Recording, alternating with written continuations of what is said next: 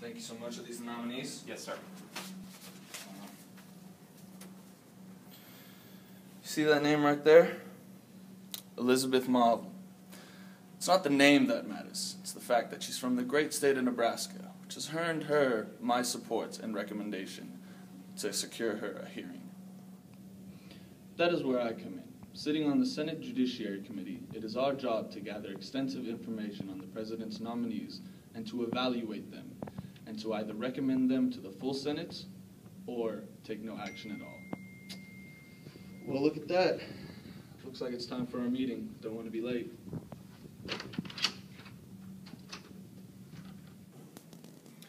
The Senate Judiciary Committee is made up of 20 senators, 11 of whom are in the majority and 9 of us in the minority, just begging for enough votes to vie for leadership in the committee.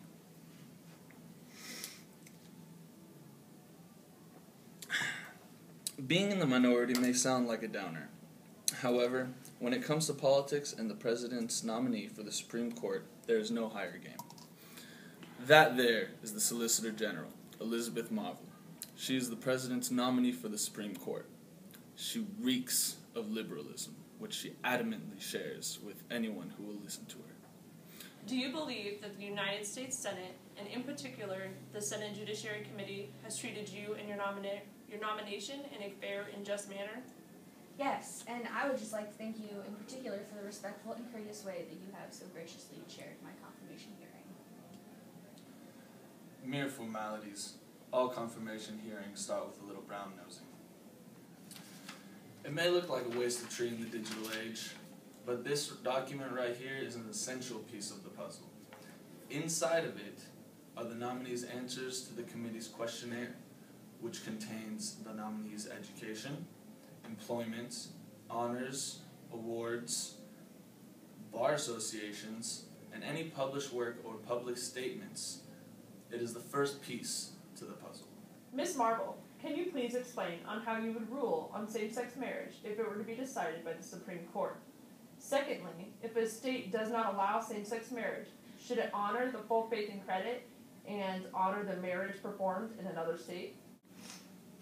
Well, I firmly believe that under the 14th Amendment, all citizens are granted equal rights to not only marry who they choose, but to enter into a contract that expresses their love that should be honored in not only the states that they live in, but also the states that they chose to get married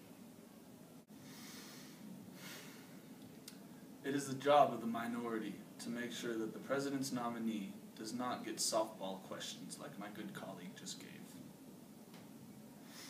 Ms. Marvel, this President has taken unprecedented actions with the power of executive order in order to radically change and harm this nation's national security, which has led to Congress to sue the President in order to bring a halt to his abuse of powers. If this case came before the court, how would you rule? Honestly, I think it's quite inappropriate to speculate on any litigation that could one day come before the Supreme Court. Unfortunately, it seems like an increasing trend for the nominee to not answer the questions that are brought before her. However, this is at no real loss for me, as the last question was brought to me by an interest group who greatly contributes to my re-election campaigns. Thank you. The senator from Vermont will take over now. Thank you. The Congress has been trying to pass legislation to reform the immigration issue. In the meantime, the President has taken steps to address the issue, which has been led to several states headed by Texas to sue the President over his actions.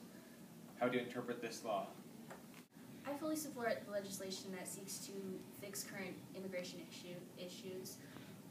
The actions taken by the President are well within his rights according to the Constitution and the actions of previous administrations. However, yet again, I feel it quite inappropriate to speculate or comment on pending litigation that may see its day before the Supreme Court. Well, if there are no further questions, I'd like to go ahead and thank you for your time with this committee, Mrs. Marvel. Thank you. It was my pleasure.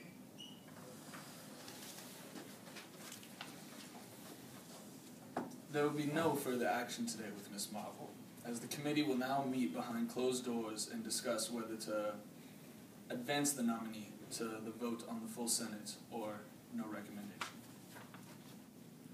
Everybody pays lip service to the rule of law, and we all must follow it. However, politics always rears itself into matters like this.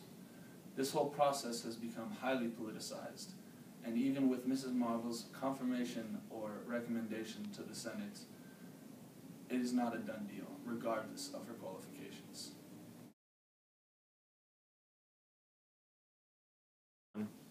The vote to confirm Elizabeth Marvel as Justice on the Supreme Court of the United States now begins. Senator Abovewood. The junior senator from the great state of Nebraska votes. Great. Senator, I have a list of names for you, sir. Okay, start that over. I should start looking at it, huh? Do you believe that for the United States Senate, I cannot think of my line. Self to rear. That there is the. I'm good. Are you good now? Yeah. Are you sure? Yeah. Okay. Maggie, be human. Don't look at the camera. That is where I come in. Sitting up. That wasn't me.